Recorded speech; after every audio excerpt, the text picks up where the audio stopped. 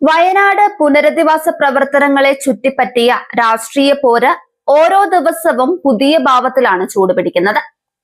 ഇന്നലെ നടന്ന മുസ്ലിം ലീഗിന്റെ വീട് സമർപ്പണ ചടങ്ങിന് പിന്നാലെ ലീഗിനെയും കോൺഗ്രസിനെയും ഒരേ സമയം കടന്നാക്രമിച്ചാണ് കെ.ടി. ജലീൽ പ്രതികരിച്ചത്. വയനാട്ടിലെ ദുരിതബാധിതർക്ക് മുസ്ലിം ലീഗ് വെച്ച് നൽകുമെന്ന് പ്രഖ്യാപിച്ച 105 വീടുകളിൽ 51 വീടുകൾ നിർമ്മാണം പൂർത്തിയാക്കിയാണ് ഇന്നലെ കൈമാറിയത്. ഇതിനെ പകുതി വാഗ്ദാനം പാലിച്ച ലീഗിന് പകുതി നന്ദിയെന്നാണ് ജലീൽ ഫേസ്ബുക്ക് പോസ്റ്റിൽ കുറിച്ചത്. പിരിവിൽ കാണിക്കുന്ന ആവേശം സത്യസന്ധമായി ചെലവാക്കുന്ന കാര്യത്തിൽ കാണിക്കാറില്ലെന്നും ജലീൽ തുറന്നടിക്കുന്നുണ്ട്. കോൺഗ്രസിന്റെ കാര്യം പറയാതിരിക്കലാണ് ഭേദം. എത്ര രൂപയാണ് കോൺഗ്രസും യൂത്ത് കോൺഗ്രസും പിരിച്ചത് എന്ന് പോലും പാർട്ടിയിലുള്ള പലർക്കും അറിവ് പോലുമില്ല. അതുകൊണ്ട് തന്നെ കണക്കുകൾ വെളിപ്പെടുത്താൻ നേതാക്കൾ തയ്യാറായിട്ടുമില്ല. അവരുടെ കല്ലിടൽ നാടകവും കഴിഞ്ഞു. എന്തായാലും അവരിട്ട കല്ലിന് പതിറ്റാണ്ടുകൾ കഴിഞ്ഞാലും ഒരനക്കവും ഉണ്ടാകാൻ പോകുന്നില്ല എന്ന കാര്യം ഇപ്പോഴേ പറയാം. ഗ്രൂപ്പ് വഴക്ക് മൂത്ത് ആരും കല്ലെടുത്തുകൊണ്ട് പോയില്ലെങ്കിൽ അതവിടെ സുരക്ഷിതമായി തന്നെ അന്ത്യവിശ്രമം കൊള്ളും. വയനാട് ദുരിതാശ്വാസത്തിന് പിരിച്ച പണം സ്വന്തം കാര്യത്തിനും തെരഞ്ഞെടുപ്പ് ചെലവിലേക്കും ഉപയോഗിച്ചാൽ ഒരിറ്റ് വെള്ളം കിട്ടാതെ പരലോകം പോകേണ്ടി വരും.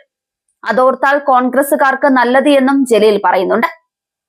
വീട് നിർമ്മിക്കാൻ ലീഗ് സ്ഥലം വാങ്ങിയ വകയിൽ ലീഗ് നേതാക്കൾ കമ്മീഷനായി അടിച്ചെടുത്തത് 8.25 കോടി രൂപയാണെന്നും ജലീൽ പറയുകയാണ്.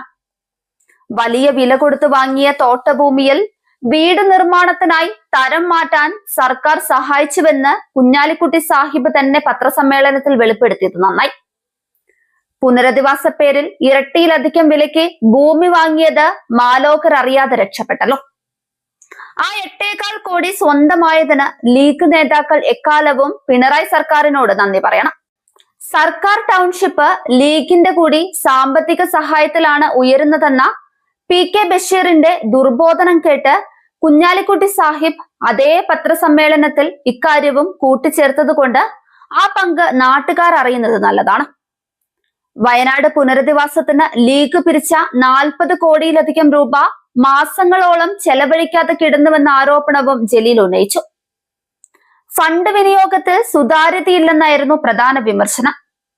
മുഖ്യമന്ത്രിയുടെ വയനാട് പുനരധിവാസ ഫണ്ടിലേക്ക് ലീഗിന്റെ 15 MLA-മാർ നൽകിയത് 50,000 രൂപ വീതമാണ്. അതായത് ഏകദേശം 7.5 ലക്ഷം രൂപ മാത്രം.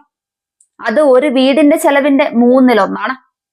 അതിൽ ലീഗിന്റെ സർവീസ് സംഘടനകളോ നേതാക്കളോ ഒന്നും 1 രൂപ പോലും നൽകിയതായി പണം നൽകിയവരുടെ ലിസ്റ്റിൽ വിവരമില്ല. വീടുകൾ വാഗ്ദാനം ചെയ്തിട്ട് കണ്ണിൽ പൊടിയിട്ട് ജനങ്ങളുടെ മുന്നിൽ ആളാവാൻ ഇക്കൂട്ടർ കാണിച്ചു കൂട്ടുന്ന കോപ്രായങ്ങൾ കേരളത്തിന് പുതിയതല്ലാത്തത് കൊണ്ട് വലിയ കുഴപ്പവുമില്ല. പിണറായി കപ്പിത്താനായ കപ്പലാവുമ്പോൾ പരമാവധി അതിന് മുക്കാനുള്ള എല്ലാ വഴിയും ഇവർ പയറ്റുകയും ചെയ്യും. അതിലപ്പുറം നാട് നന്നായി കാണണമെന്ന ചിന്തയൊന്നും ഇക്കൂട്ടർക്കില്ല.